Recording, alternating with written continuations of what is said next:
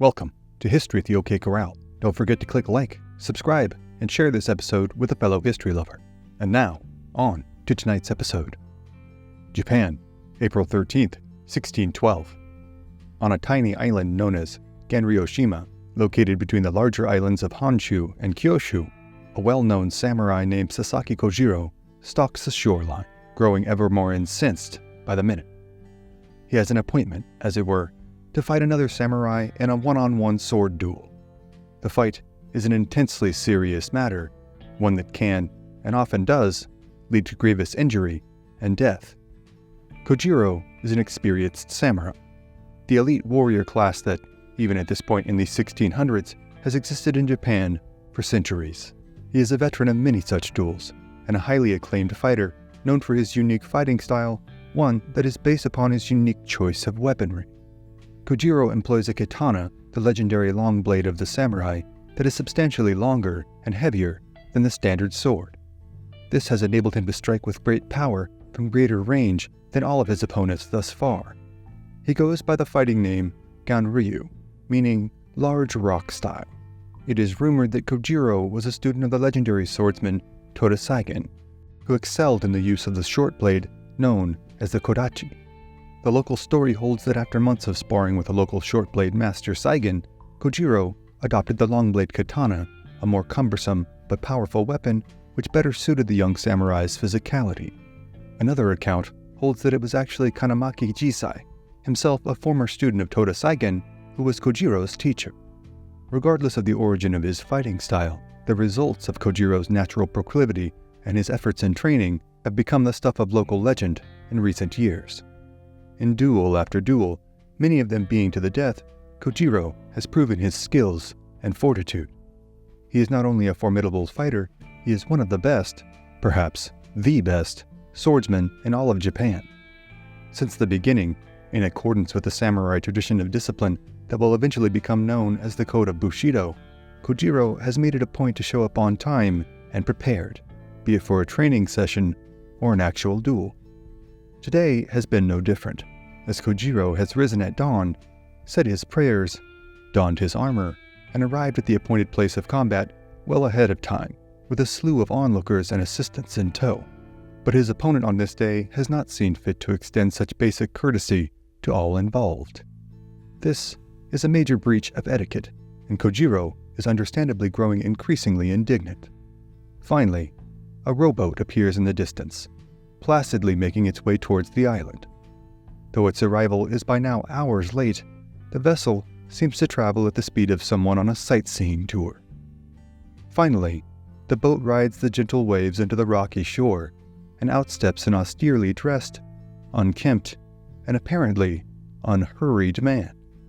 His demeanor is workmanlike, seemingly almost bored, as though he has been in this exact same place 100 times before, in an austere location only minutes away from facing a highly skilled opponent in a fight that could be to the death. This is because he has. The man's name is Miyamoto Musashi, considered by many, if not most, to be the actual greatest swordsman in Japan. Considering the gravity of the situation at hand, his seeming lack of concern is palpably disconcerting. As he strides sure-footedly away from the rowboat, Miyamoto Musashi seems wholly unbothered by his obviously aggravated opponent. While Sasaki Kojiro cuts the expectedly imposing figure of a samurai, ornately adorned in polished armor, gleaming steel blade in hand, emanating an air of controlled fury, held in check only by his years of tireless training, Miyamoto Musashi is clothed in simple garments, with uncombed hair and eczema-scarred skin. However, despite his slightly puzzling appearance, he seems to possess the cold, hard demeanor of a hitman. Perhaps the most striking feature of the enigmatic warrior making his way towards his opponent now is what he lacks: a sword of his own. Instead, he carries a boat oar that he has spent the preceding few hours carving into a crude, makeshift wooden katana. In this world of ritual and respect, Musashi has introduced an element of unadulterated chaos. But in such chaos lies Musashi's strategic, calculated genius. A genius he has fostered over the preceding decades, and a life that will ultimately become the stuff of Japanese legend. Miyamoto Musashi was born Shinmin Musashi no Kami Fujiwara no Haranobu in either the Harima province or the Mimisaka province in the year 1584. His father, Shinmin Munisai, was himself a legendary swordsman and martial artist. Musashi was trained from an early age in both the ways of armed and unarmed combat, but it was at the age of only 7 that his father cast him into the streets after an argument, not allowing him to return. With Musashi's mother having passed away only a few years earlier, he was now relegated to fending for himself. Luckily for the beleaguered youngster, a kindly uncle named Dorin-bo took him in, and he was raised in a temple near Harajuku. Here, Dorin-bo and another uncle named Tasumi educated the young Musashi in the ways of Buddhism, as well as reading, writing, and arithmetic. He also continued to train in the martial arts and swordsmanship, and, according to his own account in his legendary autobiography and treatise on combat known as Go-Rin no Sho, or the Book of Five Rings, he fought his first duel at the age of only 13. Musashi's personal account of the events is as follows. I have trained in the way of strategy since my youth. At the age of 13, I fought a duel for the first time. My opponent was called Arima Kihai, a sword adept of the Shinto Ryo, and I defeated him. At the age of 16, I defeated a powerful adept by the name of Akiyama, who came from the prefecture of Tajima. At the age of 21, I went up to Kyoto and fought duels with several adepts of the sword from famous schools, but I never lost. In the interim, at roughly the age of 20, Musashi also found himself caught up in one of the deadliest large-scale battles in Japanese history. In the year 1600, war had ignited between the Toyotomi and Tokugawa clans. Musashi had fought on the side of the Toyotomi in what was known as the Army of the West. He is reported to have participated in the defense of Jifu Castle, the assault on Fushimi Castle, and the devastating defeat suffered at the Battle of Sekigahara. During the Battle of Sekigahara, Toyotomi's Army of the West was decisively routed, and its forces dispersed as the men fled into the surrounding villages and countryside. According to legend, Musashi had sought refuge in the wilderness surrounding Mount Haiko, or Haiko-san. Here, he trained relentlessly, refining the martial skills he had learned as a child. Over the coming years, he would build his reputation as a formidable fighter as he traveled Japan to compete against other samurais in duels. Though not all duels were to the death, unless this stipulation had been previously agreed to by both combatants, injury was not uncommon, and the damage done to one's reputation was often seen by many as worse than death. As the years passed, Musashi built a progressively more formidable reputation as not only a skilled fighter, but an innovator and a refiner of techniques, as well as a deeply contemplative warrior. He would continue to live a vagabond-like existence until 1611, where he had begun to frequent the Myohinji Daishan Inn, where he had met a man who served as a vassal to Lord Hokusawa Tadaoki, a powerful local lord who had been given charge of northern Kyushu. The man was named Nagaoka Sado. The two men developed a friendship at the temple, as Sado was well aware of Musashi's reputation and was likely an admirer of his skills as well. Some sources cite Sado as the critical proponent of the duel between Musashi and Sojiro, arguing repeatedly that the time had come to determine who was in fact the greatest swordsman in Japan. After the customary challenge and negotiation, the date of April 13th, 1612, had been agreed to. Now, the day of the fight has arrived, and though the gathering of spectators has been expressly forbidden by civic officials, this has done little in the way of actually prohibiting onlookers from crowding onto the shoreline in hopes of catching even a glimpse of what will likely go down as the greatest samurai duel in history.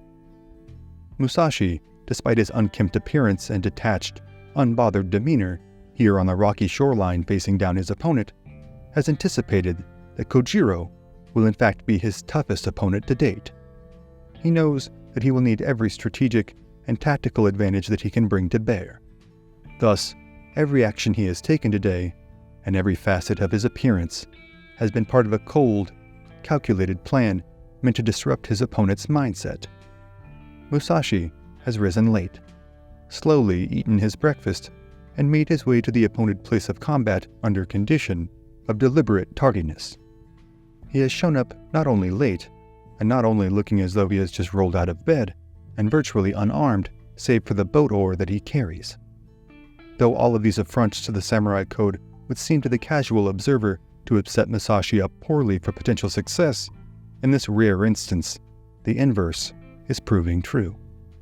Kojiro, one of Japanese most experienced and adept swordsmen, has come prepared for the high-stakes matchup under the auspices of normality, expecting tradition and ceremony to be afforded their customary precedence.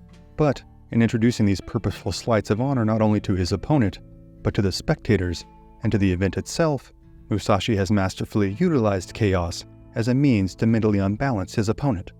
Kojiro is himself a master of the traditional form of samurai dueling, but Musashi, via a combination of foresight, experience, and natural-born disposition, has refused to cede even the most minute of strategic ground, preferring to defy social norms in the interest of personal victory. In Japanese martial tradition, this is a nearly unheard-of instance. However, in keeping with the very core of samurai tradition, Musashi has taken great care in envisioning and enacting his detailed plan. Every aspect of the chaos being introduced by Musashi is purposely designed to impart a very specific psychological impact. Every skill that he will use to bring his vision to fruition has been carefully honed through years of rigorous training. Kojiro, not impressed by these factors, begins to berate his opponent for being late, chiding him and implying that he has done so out of cowardice. Still in a fit of rage, Kojiro throws the scabbard of his sword into the water, indicating that he intends to fight to the death. Musashi, well aware of the meaning of the gesture and in fact quite pleased that the strategy is working, assures Kojiro that this is just as well, as he will never have an opportunity to use his scabbard in this world again. Though these fights are generally officiated by a referee, the two warriors now circle each other, paying no attention to the appointed official, intent only on their opponent's destruction. As they move, both bring their weapons forward, with Kojiro taking a unique stance in which his hands are held high, baiting Musashi in for a strike which he plans to counter by capitalizing on his weapon's superior range. But the weapon Musashi wields is also part of his larger plan. He has carved the boat oar a mere few inches longer than Kojiro's sword, effectively nullifying one of Kojiro's greatest advantages. However, this scarcely perceptible tactic is lost amid the torrent of confusion and effrontery that Musashi has unleashed. In the midst of this, though, Musashi's demeanor remains that of a laborer on a worksite, not in the least caught up in the ire of his opponent, not to mention the crowd and officials whom he has also kept waiting. Musashi's eyes fade into a shark-like, emotionless focus. Holding the boat oar out as a gauge for distance, Musashi makes no move to give Kojiro an attack to counter. Taking this as a further display of cowardice, Kojiro has now worked himself into a blinding fury. In Kojiro's mind, Musashi has not only deeply disrespected him, but he has wholly disregarded the samurai tradition of honor and respect between dueling opponents. Kojiro now decides that Musashi must not be allowed to besmirch the code that so many have lived by and died for. Now, he decides, is the time to cut this vagabond down once and for all for his insolence. Kojiro moves in a flash, charging forward in short, decisive steps as he whips his blade in a circular pattern known as the swallow's cut. Musashi, however, has rendered his next movements relatively unpredictable, as he has not taken up a traditional stance and is weighed down with a heavier than normal weapon. In a rare instance, Kojiro's cut misses, as Musashi sidesteps the elongated blade, by some accounts doing so by such a close margin that his headband is cut and falls to the ground. Now, in a decisive blow akin to the local butcher dispatching an autumn hog, Musashi crashes down upon the skull of Kojiro with the boat oar, striking him with several blows so powerful that the mere audible memory alone will haunt many onlookers present for days to come. Within seconds, the fight is over. Sasaki Kojiro, one of Japan's greatest samurai, now lies dead on a remote beach as a group of horrified onlookers and officials gaze at his gore-covered opponent in equal parts shock and awe. Miyamoto Musashi, now stands boat oar in hand over his fallen opponent. In later accounts, Musashi will write of Kojiro as his greatest challenge and toughest opponent, and it can only be imagined the wash of relief, rage, and reverence that befell the nervous system of Japan's greatest duelist. But now is no time for sentimentalities. Though his genius will go on to fill the pages of one of the most seminal works in practical approaches to combat in history, genius is often not recognized in its own time. Such is the case now, as several of the onlookers are unhappy, and while many of the crowd indeed admire the showcase of skill and psychological gamesmanship they have just witnessed, Musashi is well aware that he has created a contentious situation, and that now would be the most prudent time to make his exit. And so, with little fanfare, Musashi jumps back into his rowboat with his paid oarsmen already in place for their return journey. With no more fanfare nor ceremony than the aforementioned local butcher, Miyamoto Musashi sits emotionless as the boat makes its way back to the main island. This duel will go down as one of the most seminal events in Japanese samurai history, as well as one of the turning points in Musashi's life. Seeing the regrettable nature of losing one of Japan's greatest fighters simply to resolve an ego-driven quarrel, Musashi began more and more to contemplate the philosophical implications of fighting, and how he felt they should, or perhaps more aptly, that they must, be applied to combat. Certainly, though, this is but one duel of many in the legendary career of Miyamoto Musashi, who would go down in history as perhaps the greatest samurai swordsman of all time, as well as a nationally revered figure. In a fitting twist, one that would likely suit both men, Sasaki Kojiro has also become a revered figure in Japan, known as a courageous, skilled warrior who ardently upheld the code of Bushido. But the tales of the many battles of Miyamoto Musashi, as well as the countless other legendary samurai and samurai battles, are, for tonight, other stories for other times. Thank you for joining us on this episode of History at the OK Corral. Be sure to click the like button, share this episode with a friend, and become a subscriber. Also, if you'd like to support our work and gain early access to episodes, as well as ad-free viewing, you can become a member of this channel by clicking the join button below, or click the link in the description below to become a member on Patreon. Thank you again for watching, and we'll see you next time on History at the OK Corral, home of history's greatest shootouts and showdowns.